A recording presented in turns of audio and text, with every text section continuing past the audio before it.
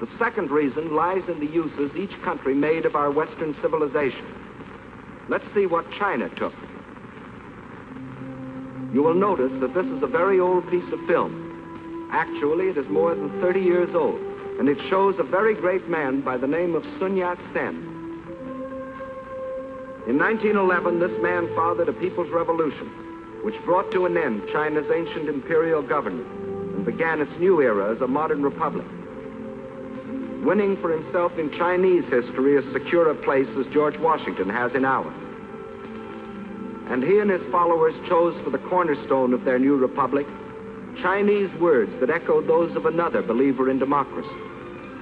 Government of the people, by the people, for the people. And to make these principles become reality, they built more schools and colleges. They established scholarships so that their young men and women could go forth to the universities of America and Europe and bring back to their own country other Western ideas. And this new generation returned to China with new techniques of industry, architecture, science, medicine. They built more hospitals to free their people from the blight of disease. They introduced compulsory education. They laid down as essential 2 of the 4 freedoms for which we fight today: freedom of expression and freedom of religion. In 1925, Sun Yat-sen died, but his disciples, led by Chiang Kai-shek, carried on his monumental work. Their aim, the unification and modernization of China. Chinese industry was old-fashioned and inefficient. Transportation was slow and inadequate. But now railroads began to link the great seaports and river harbors with the inland cities. A network of highways began to stretch beyond the railroad lines into the deep interior. After leaving them untouched for centuries, China was beginning to use her vast store of raw materials.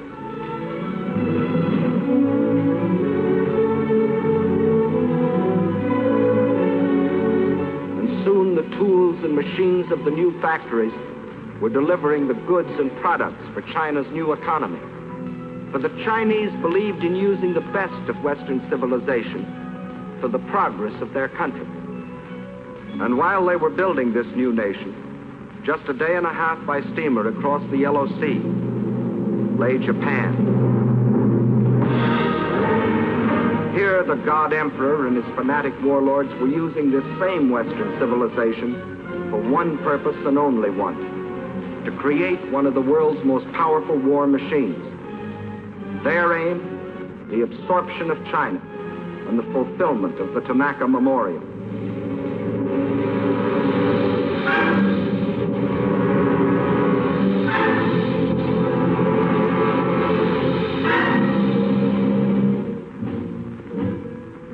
For years, Japan had deliberately copied military weapons and industrial techniques discovered in other countries.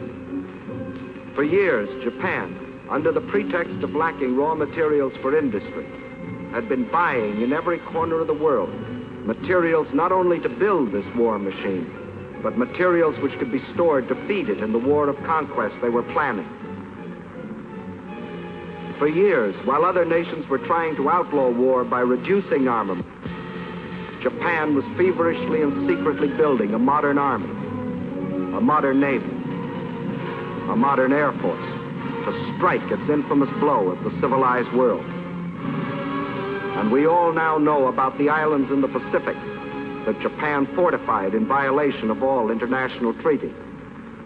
These were the reasons why it was possible for Japan, only 1/20th the size of China, and only 1/6 the population of China, to think of conquering China as the first step to world conquest. And as you have seen, in 1931 they embarked on phase 1, the occupation of Manchuria. The small bonfire that the Japanese lit in Manchuria was to grow and spread with uncontrollable fury until the entire world was aflame.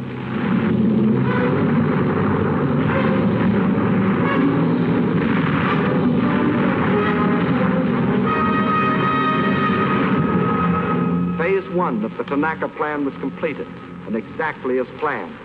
The Japs had been confident that this first and sudden land grab could be accomplished without their becoming involved in a major war. And they were right. The unification of China was still too remote for the Chinese of the South to care what happened to their kinsmen in the North. Using the step-by-step technique, a few months later, the Japs took a crack at Shanghai.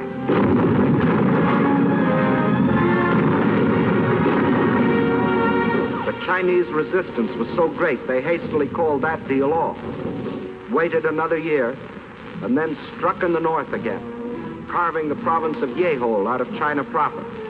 This, too, they got away with.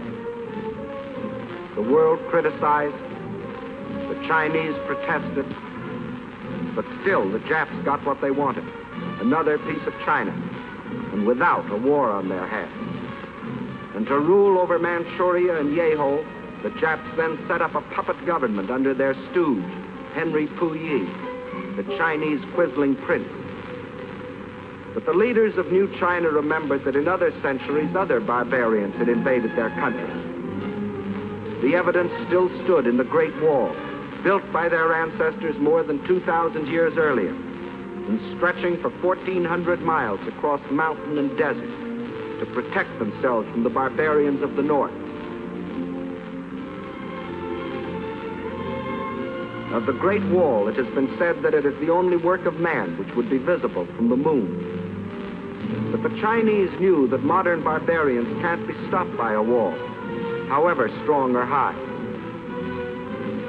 They can't even be stopped by people, unless the people are united.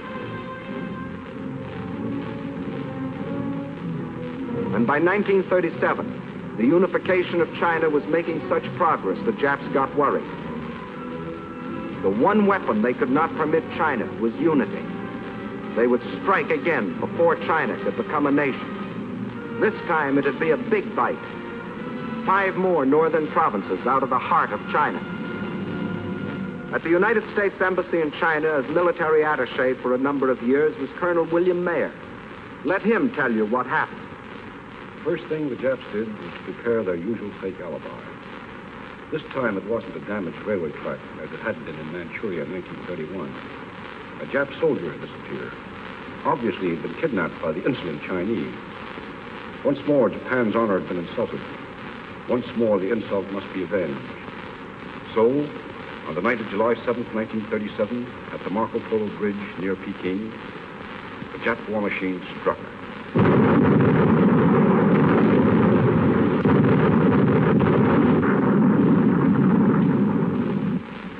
Within the space of a few weeks, the invaders were in control of Tientsin and Beiping. It looked as if the Japs were going to have another walkover.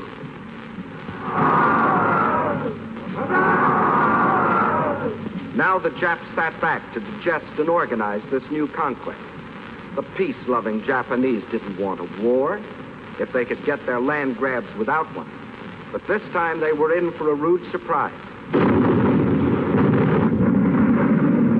This time, instead of protesting or negotiating, the Chinese struck back.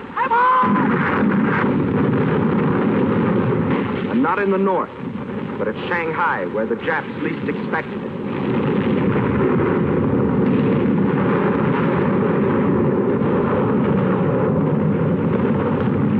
To understand the fighting that followed, we must know something about the city of Shanghai itself.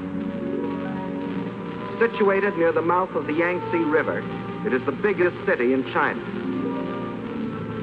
As the largest seaport in the Far East, it dominated the commerce and foreign trade of China.